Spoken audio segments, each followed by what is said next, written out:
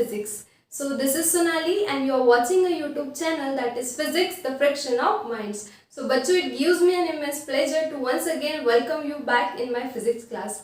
So currently we are dealing with electrostatics. So from the last few classes we are discussing about the dielectrics and the capacitor. So बच्चों, last class में हमने देखा कि अगर हमारे पास एक parallel plate capacitor है जिसमें हमने दो चार्ज प्लेट्स यूज किए which are kept parallel and separated by a certain distance d apart, right? So in between that separation, अगर हमने कोई डायलेक्ट्रिक प्रोवाइड नहीं किया है, so we have seen the capacitance of that parallel plate capacitor without the use of dielectric, ठीक है? और वो कैपेसिटेंस का फॉर्मूला हमने निकाला था, then that was C equals to A epsilon naught upon D, ठीक है? so इसे हम इक्वेशन नंबर 1 कहते हैं. So इक्वेशन हमने लास्ट क्लास में डिराइव किया है. The heading was the capacitance of parallel plate capacitor without the use of dielectric. So if you have not provided any dielectric medium in between these two parallel plates of your parallel plate capacitor, तो उस capacitor का capacitance कितना होगा, ये formula हमने last class में derive किया. ये फॉर्मूला हमें आज के इस क्लास में यूज करना है. तो अगर आपने लास्ट क्लास नहीं देखा होगा तो वो देख लीजिए, तो आपको ये अच्छे से समझ में आएगा, ठीक है? तो बच्चों, अब दूसरी केस क्या हम लेंगे, ये मैंने आपको लास्ट क्लास में भी बताया था कि अब हम सेम पैरेलल प्लेट कैपेसिटर लेंगे, बट उसमें अब हम क्या करेंगे, ये जो सेपरेशन है इसके बीच हम कोई एक डाइलेक्ट्रिक स्लैब प्रोवाइड करेंगे, इसे सस्पेंड करेंगे यहाँ पे, जिसके वजह से क्या होगा, इस कैपेसिटर का जो कैपेसिटेंस था इतना without the use of dielectric वो मॉडिफाई होगा. तो न्यू कैपेसिटेंस कितना होगा with the use of dielectric, ये हम आज के इस क्लास में डिराइव करेंगे. So today's aim is to derive the formula for the capacitance of parallel plate capacitor with a dielectric slab between the plates. Understood? So this is your strategy towards the derivation. So I hope you got the point that what we have to do. Okay? So बच्चों, we have taken one parallel plate capacitor.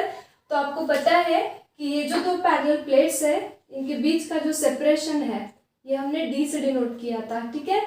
So let D be the separation between these two plates. Okay, now out of these two plates you keep one plate insulated and another is earth connected. So this plate, suppose this is a positively charged plate, okay, like this. So this is a positively charged plate, and when you keep this another plate nearby this plate, then because of the process of induction, what happens, a negative charges get induced on the inner surface of this plate like this, and positive charges get induced on the outer surface of that plate. फिर हम क्या करते हैं, इस plate को अर्थ connected करते हैं like this, because of which जो पॉजिटिव चार्जेस इंड्यूस्ड होते हैं आउटर सरफेस पे वो फ्री होते हैं and they flows to the earth, it flows to the earth. Clear? So this is what we have discussed in the last class 2, right? So ये तो है हमारा parallel plate capacitor without the use of dielectric, right? So यहाँ पे जो net charge होगा let that be denoted by plus q, और यहाँ का जो नेट चार्ज होगा let that be denoted by negative Q. अब देखो, charges are distributed over the plate and it's a uniform distribution, then a charge density will be there, and as the charges are distributed over the surface of this plate we will consider a surface charge density. तो यहाँ की surface charge density हम sigma से denote करेंगे और यहाँ की negative sigma से. क्लियर है? तो ये आपको समझ में आ गया. तो यही कंस्ट्रक्शन हमने लास्ट क्लास में भी यूज किया था, सेम डायग्राम हमने लास्ट क्लास में भी डिस्कस की थी. तो बच्चों देखो, अगर ये केस है कि आपके पास एक पैरेलल प्लेट कैपेसिटर है, okay, which consist of two parallel plates which is separated by distance d apart, okay, then capacitance of this plate is given by C is equals to A epsilon naught upon D. तो इस capacitance को हम C not से denote करते हैं. C not indicates the capacitance of parallel plate capacitor without the use of dielectric medium, ठीक है? और देखो, अब यहाँ पे इलेक्ट्रिक फील्ड भी क्रिएट हुई थी. That electric field let that be denoted by E naught bar. तो डायरेक्शन क्या होगी, the direction of electric field is always from positive charge to negative charge. So ये हो जाएगी आपकी इलेक्ट्रिक फील्ड की डायरेक्शन. और ये इलेक्ट्रिक फील्ड भी हमने देखी थी लास्ट क्लास में. ये इलेक्ट्रिक फील्ड कितनी थी, ई नॉट इज इक्वल्स टू, वहाँ पे हमने ई से रिप्रेजेंट की थी, यहाँ पे हम ई नॉट से करेंगे क्योंकि हमें और एक नई फील्ड मिलने वाली है, ठीक है। सो ई नॉट इज इक्वल्स टू था sigma upon epsilon not, way sigma आपका था सरफेस चार्ज डेंसिटी, और आपको सिग्मा की वैल्यू पता है कितनी होती है, charge per unit area. Okay, so now this are the two identical parallel plates, so obviously it will have a same area, and यहाँ पे चार्जेस की पोलैरिटी डिफरेंट है बट मैग्नीट्यूड तो सेम होगा। So I can replace this sigma by q upon A, if I do so then I'll get sigma q upon a into epsilon naught. So let this be question number 2. So बच्चों ये क्या किया हमने कि हमने एक parallel plate capacitor लिया, तो उस पैरेलल प्लेट्स कैपेसिटर का जो कैपेसिटेंस था जो कि हमने लास्ट क्लास में डिस्कस किया था, डिराइव किया था, वो है ये इक्वेशन नंबर 1। और यहाँ पे जो इलेक्ट्रिक फील्ड क्रिएट होगी because of this two charge conductor, this is the direction of electric field, but what about magnitude? So magnitude of that electric field is given by equation number 2. तो यहाँ तक की हमारी story थी जो हमने already previous class में भी डिस्कस की है। तो बच्चों अब हमें क्या करना है, इस सेपरेशन में, ये जो सेपरेशन है, ये जो गैप है, इसमें हमें डाई इलेक्ट्रिक मीडियम को इंट्रोड्यूस करना है। तो सपोज आपके पास कोई एक डाइलेक्ट्रिक स्लैब है, ठीक है, तो हम इस तरह से यहाँ पे क्या करेंगे, एक डाइलेक्ट्रिक स्लैब को इंट्रोड्यूस करेंगे। So suppose this is the dielectric slab that you have introduced in between this two parallel plates. Okay, so suppose ये जो है, ये है आपके डाइलेक्ट्रिक स्लैब, और इसकी जो थिकनेस है, let that thickness be t. Clear? So this is the dielectric slab having thickness t that has been introduced in between this two parallel plates. Okay, so अब देखो क्या होगा, अब यहाँ पे क्या होगा बच्चों, यहाँ पे डाइलेक्ट्रिक मीडियम को जब आप एक्सटर्नल फील्ड में रखते हो तो आपको पता है क्या होता है, डाइलेक्ट्रिक का पोलराइजेशन होता है। हर डाइलेक्ट्रिक मटेरियल में, फिर वो पोलर हो या नॉन पोलर हो, डाइपोल मोमेंट जो है, अगर पोलर होगा तो डाइपोल मोमेंट्स होते हैं बट रैंडमली ओरिएंटेड होते हैं, और अगर नॉन पोलर आपका डाइलेक्ट्रिक होगा तो डाइपोल मोमेंट्स नहीं होते, बट जब आप उसे फील्ड में रखते हो तो पोलराइजेशन होता है। And because of polarisation what will happen, यहाँ पे इस डाइलेक्ट्रिक में जो पॉजिटिव चार्जेस होंगे it will move towards the direction of field like this. इसे इंड्यूस चार्ज भी आप कह सकते हो, and exactly negative charge will induced on this surface of this dielectric. ठीक है, इस तरह से। तो बच्चों अब देखो क्या होगा, आपके सामने ही सब कुछ है। अब इस डाइलेक्ट्रिक को जैसे ही आपने एक्सटर्नल फील्ड में रखा, ये external field E naught, the polarisation of dielectric takes place. Clear? ये कॉन्सेप्ट हमने ऑलरेडी देखा है that how the polar or a non-polar dielectric gets polarized when you placed it in an external electric field। तो इस तरह से क्या होगा, इस डाइलेक्ट्रिक के सरफेसेस पे चार्जेस इंड्यूस्ड होंगे, and you know that positive charges get shift towards the direction of field and the negative charges shifts in exactly opposite direction. अब यहाँ पे क्या है, यहाँ पे भी चार्जेस है, एग्जैक्टली अपोजिट चार्जेस है, तो ये चार्जेस भी क्या करेंगे, अपनी एक फील्ड बनाएंगे। सो let that field be denoted bye EP। उस फील्ड को हम EP से डिनोट करेंगे। ये EP क्या है, this is the field created because of the polarisation of this dielectric. ठीक है, जिसे हम इंड्यूस्ड फील्ड या फिर पोलराइजिंग फील्ड कहते हैं, करके यहाँ पे सफिक्स है P stands for the polarising field. Okay, so बच्चों अब ये फील्ड की डायरेक्शन क्या होगी ये भी डिसाइड करना पड़ेगा। सो फील्ड की डायरेक्शन हमेशा पॉजिटिव से नेगेटिव होती है, तो ये हो जाएगी इस इंड्यूस्ड फील्ड की या फिर पोलराइजिंग फील्ड की डायरेक्शन। क्लियर?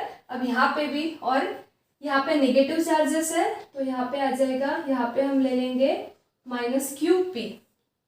ठीक है, और यहाँ पे जो आ जाएगा वो हो जाएगा +QP। Okay, so this is the net charge, this is the net negative charge, this is the net positive charge.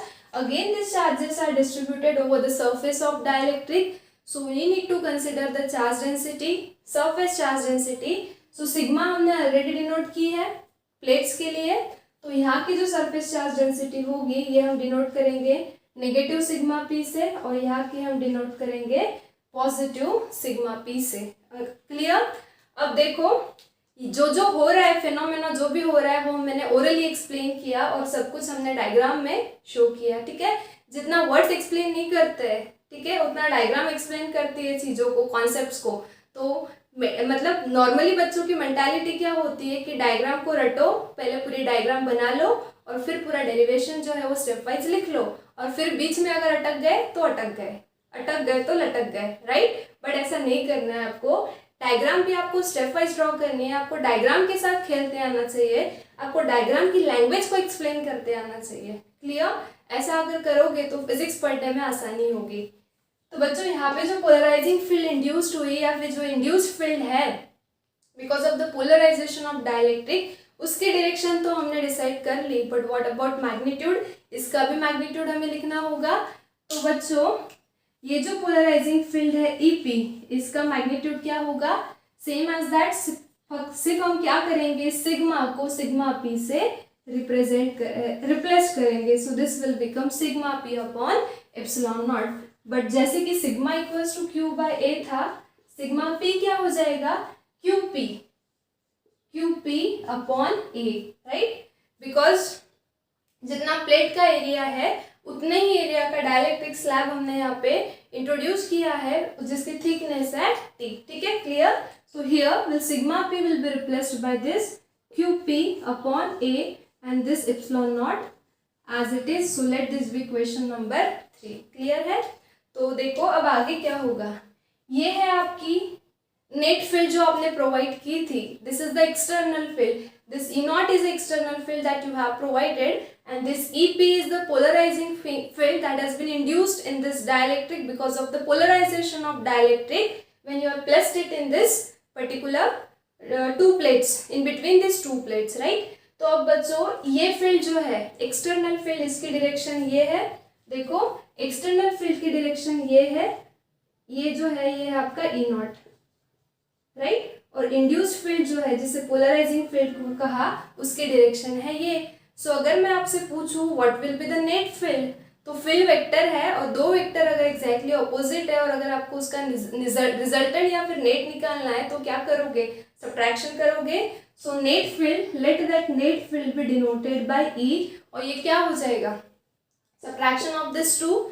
So it will be of course externally provided field minus induced field. अब subtraction is always greater minus smaller, तो हमने ऐसे assume किया है कि जो external field हमने provide की है वो है E naught। अब उसके कंपैरिजन में जो फील्ड इंड्यूस्ड होगी वो ऑब्वियसली कम होगी। So we have done E naught minus EP, where you have to assume that E naught is greater than EP। That means again you have to assume that sigma is greater than sigma P और Q is greater than QP। Clear? ये चीजें अगर आपको समझ में आ चुकी है तो अब आगे का डेरिवेशन सिंपल है, ये बेसिक कॉन्सेप्ट्स है, ठीक है, ये आपको समझ में आ चुका है, ऐसा मेरा अजम्पशन है। तो बच्चों देखो आगे हमें कैसे इस डेरिवेशन के साथ खेलना है। ऑफ कोर्स हमें खेलना है, तो देखो रटना नहीं है हमें, ठीक है। ये हो गया। अब ये नेट फील्ड कितनी होगी, तो बच्चों थोड़ा सा डाइलेक्ट्रिक पे जंप करते हैं। तो जैसे कि अगर कोई इंडिविजुअल पर्सन हम ले लें तो हर पर्सन को एक टैग होता है, काय का टैग होता है, वो ऑफ कोर्स उसके नाम का टैग होता है। लाइक अगर मेरा एग्जांपल लेते हो तो my name is Sonali, so I have a tag of Sonali. Clear? So in the similar way her dielectric material को एक टैग होता है जिसे कहा जाता है डाइलेक्ट्रिक कांस्टेंट, जिसे K से डिनोट किया जाता है। तो जैसे हर पर्सन का एक नाम होता है, उस नाम का टैग हम उसे देते हैं, उसी तरह हर डाइलेक्ट्रिक मटेरियल के पास डाइलेक्ट्रिक कांस्टेंट होता है जिसे K से डिनोट करते हैं। अब ये डाइलेक्ट्रिक कांस्टेंट क्या करता है, इसका सिग्निफिकेंस क्या है? तो बच्चों आपको ये तो पता है कि जैसे ही आप डाइलेक्ट्रिक को एक्सटर्नल फील्ड में रखोगे उसका पोलराइजेशन होगा और उसकी वजह से नेट फील्ड रिड्यूस्ड होती है। हमने एक स्पेशल क्लास लिया है जिसमें हमने देखा था, एक स्पेशल वीडियो डाला है, reduction of field due to the polarisation of dielectric, आप देख सकते हो प्लेलिस्ट में जाके। इसका मतलब क्या है कि जैसे ही आपने डाइलेक्ट्रिक को एक्सटर्नल फील्ड में रखा, डाइलेक्ट्रिक का पोलराइजेशन हुआ, एक फील्ड इंड्यूस्ड हुई जिससे कहा पोलराइजिंग फील्ड। ये पोलराइजिंग फील्ड इस एक्सटर्नल फील्ड को अपोज करती है और उसके वजह से क्या होगा, ये दोनों एग्जैक्टली अपोजिट होने की वजह से नेट फील्ड जो है वो रिड्यूस्ड हो जाएगी। So by how much factor your net field is getting reduced और by how much factor this field is getting reduced, this external field is getting reduced is decided by this dielectric constant K. Clear? So ये जो dielectric constant है इसे ऐसे लिखा जाता है, this is your external field E naught upon net field. Net field कितनी है आपकी? E naught minus EP. ठीक है, तो अगर मैं इसको थोड़ा सा मैनिपुलेट कर दूं तो देखो E naught minus EP क्या मिल जाएगा, ये E naught minus EP इधर लेके जाओ, इस K को इधर लेके जाओ तो ये मुझे मिल जाएगा E naught by K.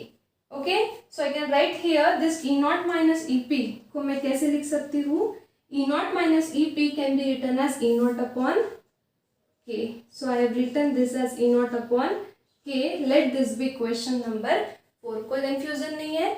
So her dielectric के पास डायलैक्ट्रिक कांस्टेंट होता है जो डिसाइड करता है कि नेट फील्ड कितने एक्सटेंट तक रिड्यूस्ड हुई है. Okay, and that's why we write the dielectric constant as like this. This is the formula and from that I have written this E naught minus EP equals to E naught upon K. Now proceeding ahead, see E naught की value आपके पास equation number 2 से आप substitute कर सकते हो. कितनी है? This is Q upon this E A epsilon not और ये K. So this is the value of, this is not E naught, this is simply E. Okay, so this is the formula of net field. Okay, net field of this particular capacitor. अब बच्चों आगे देखो हमें क्या करना है. तो आपको पोटेंशियल और इलेक्ट्रिक फील्ड का रिलेशन पता है. क्या रिलेशन है? E इज इक्वल्स टू होता है V by d. Right, so potential equals to कितना हो जाएगा? V इज इक्वल्स टू हो जाएगा E इंटू डी. ये सारे जो की फॉर्मूले, ये जो छोटे छोटे फॉर्मूले यहाँ पे लिखे हैं, ये फॉर्मूले कहीं ना कहीं यहाँ पे यूज हुए हैं. ठीक है, अगर मैं डायरेक्टली लिख दूँ तो आपको कुछ समझ में नहीं आएगा, है ना. तो करके ये सारी चीजें भी नोट किया करो, और जब भी ये ऐसे सब्स्टिट्यूशन करते हो तो उसके आगे रीजन मेंशन किया करो. Since this is equals to this, like you have substituted the value of sigma as Q upon A. So आगे एरो करके लिखा करो since sigma equals to Q upon A. ठीक है, so this is the systematic way of writing a derivation. Clear? So basically this is the relation between potential difference between these two parallel plates and the distance of separation between them. Clear? अब आपको ये जो formula था, it is for the parallel plate capacitor without the use of dielectric, but now you have provided a dielectric slab in between these two plates. So आपको इस case में net potential difference निकालना है दो plates के बीच का. तो यहाँ पे ये देखो, ये जो फील्ड हमने निकाली, ये कौन सी फील्ड है? This is net field. Okay, and this field is existing over this distance T. ये जो थिकनेस है डाइलेक्ट्रिक स्लैब की, यहाँ पे जो फील्ड है this is your net field. So it exist over a distance T. And ये जो फील्ड है आपकी external field E naught, this E naught, this exist in between this gap. ये गैप में एग्जिस्ट करती है. तो अब ये गैप मतलब ये डिस्टेंस कितना होगा? तो ये टोटल डिस्टेंस है D और ये है T. Okay, so if you do D minus T, you will get the length of this particular gap. So I said this field exists over the distance. What is that? D minus T. Clear? वैसे ये gap का distance भी कितना हो जाएगा? D minus T. ठीक है, तो अब देखो net potential difference between this two parallel plates will be equals to V is equals to. अब यहाँ पे आपके पास दो फील्ड्स है और दो डिस्टेंस है, तो दोनों की एडिशन करनी पड़ेगी. और रिलेशन क्या है? V equals two into D. तो इनका प्रोडक्ट और दोनों की क्या करनी होगी हमें? एडिशन. तो देखो क्या हो जाएगा, ये हो जाएगा, ये E naught is existing over this distance D minus t plus E is existing over distance T. Here T doesn't stands for the time. Don't get confused because in physics generally small t is used for a time, but here T stands for the thickness of this dielectric slab. Okay. Now continuing ahead, V is equals to, I'll keep this E naught in bracket D minus T as it is plus E की जो value है ये आप equation 4 से substitute कर सकते हो. What is that? E naught by K. So this is E naught by K into T. Clear? अब देखो दोनों टर्म में E naught है तो हम E naught को कॉमन ले लेते हैं. तो ये हो जाएगा V is equals to E naught. E naught को हमने कॉमन ले लिया. यहाँ पे क्या बचा? यहाँ पे बचा D माइनस T और यहाँ पे क्या बचा? T upon K. So this is plus T upon K. Okay, so this way. So now V equals to E naught की भी वैल्यू आपके पास है. So you can substitute the value of E naught from equation number 2. What is that? Q upon epsilon not, इसके लिए, इसी के लिए ये जो इक्वेशन है ये पहले ही हमने लिख के रख दी है without the use of dielectric, because you have to use here, और ये मैंने आपको स्टार्ट में ही बताया था, ठीक है। So V equals to E naught की वैल्यू आप इक्वेशन 2 से सब्स्टिट्यूट करो, कितनी है, Q upon A epsilon naught, okay.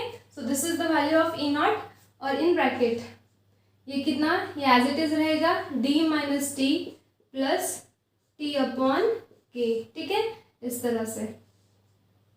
तो ये हमने निकाल लिया net potential difference. Let this be next equation number, this is equation number 6। Now continuing ahead, अब हमारा अल्टीमेट एम क्या था कि हमने ये देख लिया कि without the use of dielectric what is the capacitance of parallel plate capacitor, ये इतना है, C naught equals to epsilon not upon d. But जैसे कि हमने कहा कि जब हम यहाँ पे डाइलेक्ट्रिक स्लैब को इंट्रोड्यूस करेंगे तो इसका जो कैपेसिटेंस है वो थोड़ा मॉडिफाई होगा। सो न्यू कैपेसिटेंस कितना होगा ये हमें निकालना है। So let that new capacitance be denoted by C, ठीक है।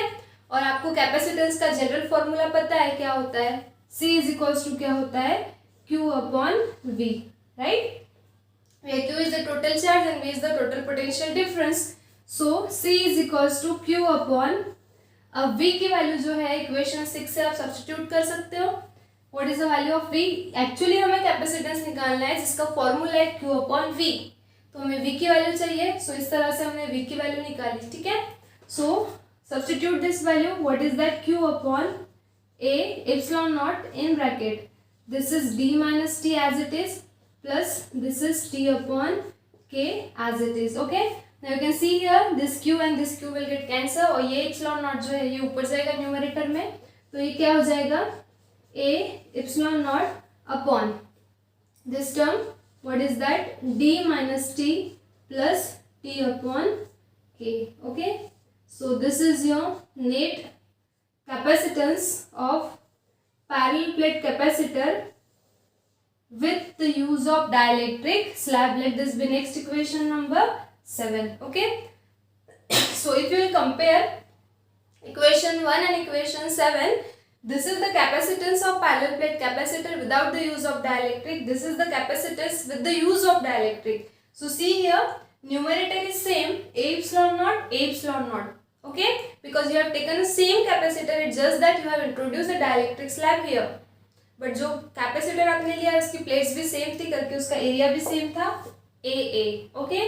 But now here D is replaced by D minus T plus T upon K, where K is what, जो भी डायलेक्ट्रिक स्लैब आपने इंट्रोड्यूस किया है उसका डायलेक्ट्रिक कांस्टेंट है, और उसकी जो थिकनेस है वो है यहाँ पे T। अब जो भी इंट्रोड्यूस करोगे ऑब्वियसली उससे रिलेटेड पैरामीटर्स तो इक्वेशन में आने ही है, तो D तो है ही, बट अलॉन्ग विद D दो न्यू टर्म्स यहाँ पे है, एक है T और एक है K। तो T थिकनेस है स्लैब की और K उसका है dielectric constant. So this is the equation for the capacitance of parallel plate capacitor with the use of dielectric. I hope you got the derivation. Derivation में क्या है, यहाँ से स्टार्ट किया ऐसे, यहाँ पे डेरिवेशन एंड हो गया, सब कुछ आपके आंखों के सामने है। वीडियो पॉज करके इसका स्क्रीनशॉट ले लो सो दैट आपको लिखने के लिए अच्छा रहेगा, बट अलॉन्ग विद दिस आपको डिस्क्रिप्शन भी लिखना है, जो भी डायग्राम में हमने ड्रॉ किया है सब कुछ आपको डिस्क्राइब करना है, clear. So now will consider the special cases, so let's see दो स्पेशल केसेस। सो स्टूडेंट्स, यहाँ पे जो डाइलेक्ट्रिक स्लैब हमने लिया है इसकी थिकनेस है T, so as compare to this distance D, you can see here, ये जो इक्वेशन है आपका ये कब अप्लीकेबल है, जब आपका T जो है it is very very less than D। As you can see in the figure D जो है सेपरेशन बिटवीन टू प्लेट्स ये बहुत ज्यादा है, और as compare to this distance D जो डाइलेक्ट्रिक स्लैब की जो थिकनेस है वो बहुत कम है। So this equation is applicable only when your T is very very less than D, okay. But if I consider that if T is equals to D, अगर T equals to D मैंने कर दिया, मतलब क्या कर दिया, ये जो स्लैब की थिकनेस है इंक्रीज करके इतनी कर दी that it is equals to D, means I can say that here entire space is filled with dielectric। तो ये जो स्पेस है, ये जो डिस्टेंस है, ये दो प्लेट्स के बीच का, सपोज पूरा के पूरा हमने डाइलेक्ट्रिक से फिल कर दिया तो उस केस में T इक्वल्स टू D हो जाएगा। So if you substitute this condition in equation 2, then let's see कि किस तरह से कैपेसिटेंस हमें मिलेगा। So 2 implies C is equals to, ये हो जाएगा आपका epsilon not upon D minus t, ठीक है। सो ये डी माइनस टी के जगह पे आपको डी पुट करना है, प्लस अगेन यहाँ पे टी के जगह पे डी पुट करना है, और ये है आपका के, ठीक है। सो ये डी डी कैंसिल हो जाएगा, सो यहाँ पे बचेगा epsilon not upon D upon के, तो ये के ऊपर जाएगा, सो ये हो जाएगा ए के epsilon not upon D, okay.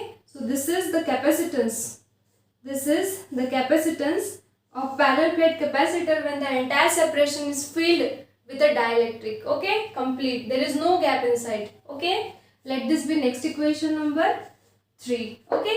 अब देखो इसे और कैसे लिख सकते हो आप, इस इक्वेशन में a epsilon not upon D की वैल्यू आप c नॉट पुट कर सकते हो। सो ये जो है a epsilon not upon D के जगह अगर हम c नॉट पुट करें तो यहाँ पे बचेगा k, और ये हो जाएगा सी नॉट, इस पे से I can write k is equals to, k की वैल्यू भी आपको मिल जाएगी, k will be equals to c upon c naught. Let this be equation number 4, let this be equation number 5। And ये फॉर्मूला, ये जो फॉर्मूले, छोटे छोटे फॉर्मूले जो है ये आपको बहुत इंपॉर्टेंट है फॉर द न्यूमेरिकल्स, ठीक है। सो कोई फॉर्मूला को आप इग्नोर ना करो, सब कुछ अच्छे से प्रिपेयर करो, because every formula has its own physical significance, her equation या फॉर्मूला की अपनी एक लैंग्वेज है, ठीक है।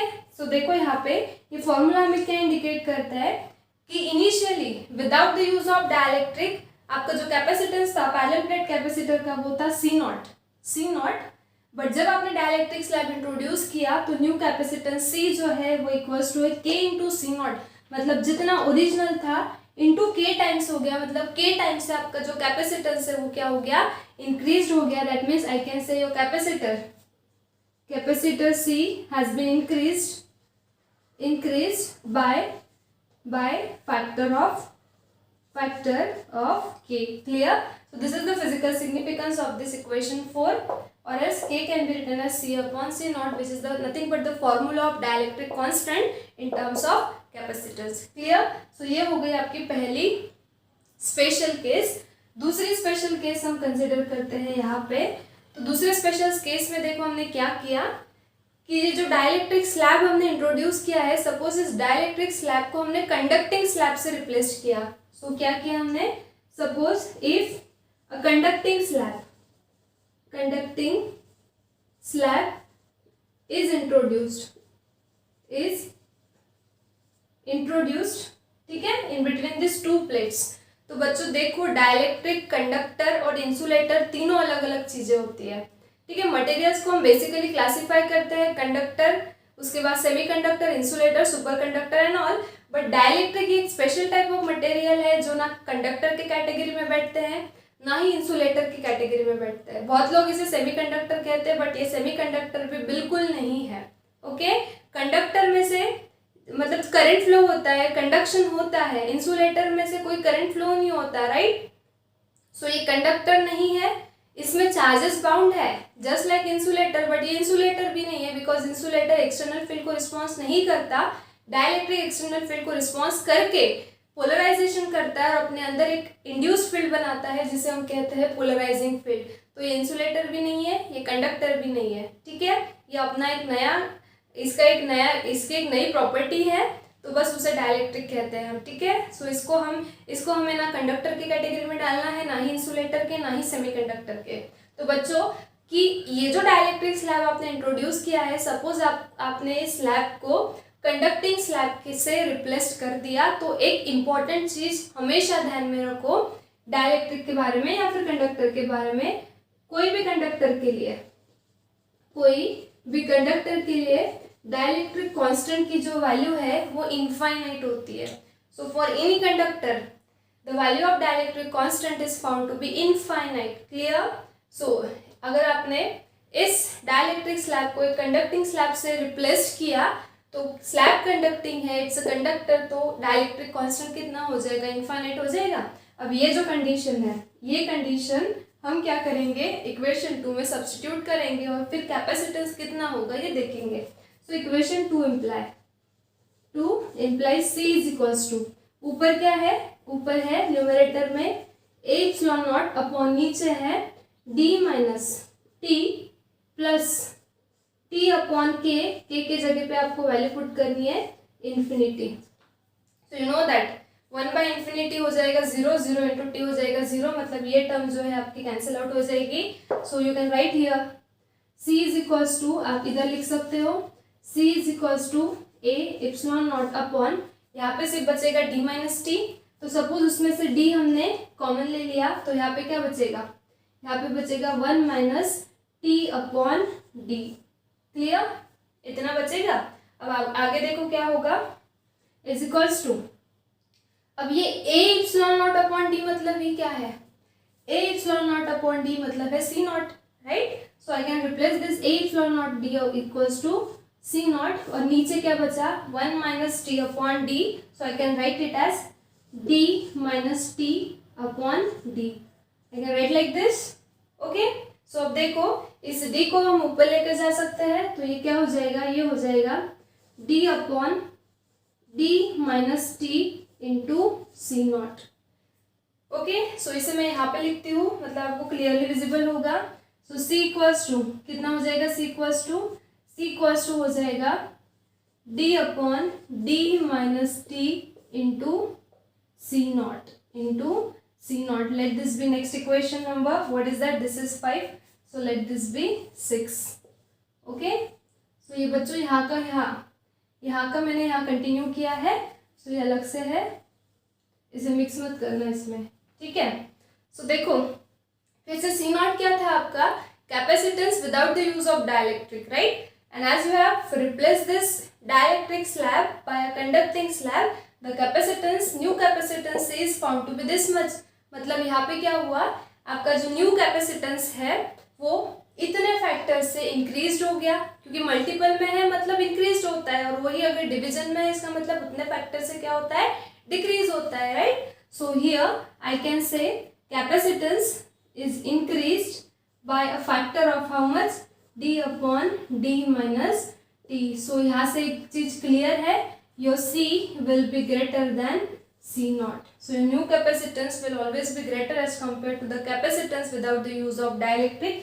Similarly, इस equation के लिए भी ये applicable है, C is greater than C naught. Okay?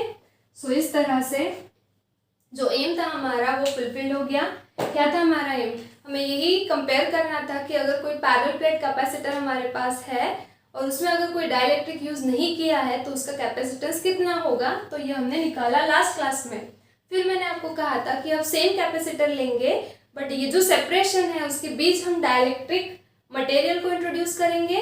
तो हमने इंट्रोड्यूस किया और न्यू कैपेसिटेंस फाइंड आउट किया, वो इतना आया, राइट। उस पे से हमने स्पेशल केसेस देखी, स्पेशल केसेस से हमें ये पता चला कि, या फिर स्पेशल केस है, इस फॉर्मूला से भी हमें यही पता चलता है कि कैपेसिटेंस जो है पैरेलल प्लेट कैपेसिटर का वो मॉडिफाई हो गया because of introducing this dielectric slab, dielectric material in between these two parallel plates of your capacitor. Clear? So this is all about the capacitance of parallel plate capacitor with the use of dielectric slab in between these two parallel plates. So I hope you got it. The special cases are important as far as your exams are concerned, your MCQs are concerned. ठीक है, सो ये special cases ध्यान में रखो, ये जो relation है ये ध्यान में रखो। आपको ऐसा क्वेश्चन आ सकता है that if a conducting slab is introduce between the two plates of parallel plate capacitor, then capacitance is increase by a factor of, फिर ऑप्शन में ये रहेंगे d upon D minus T, कुछ और ऑप्शन रहेगा t upon T minus D, ऐसे 4 अलग अलग ऑप्शन रहेंगे। So this is the correct option, ठीक है। वैसे ही आपको क्वेश्चन आ सकता है कि if the entire space between the two parallel plates is filled with a dielectric, okay, then capacitance will be increased by a factor of, कितने से increased हुआ, by a factor of k। तो आपको option में रहेगा k 1 by k square 1 by k square, so choose the correct option, and for that case special cases are always important. Clear? So as far as your exams are concerned like CET and all, this is important, so do it and prepare it. So in the next class, we'll see the next point of electrostatics. Till then, you prepare this. So have a good day. Stay studious, stay curious. Thank you.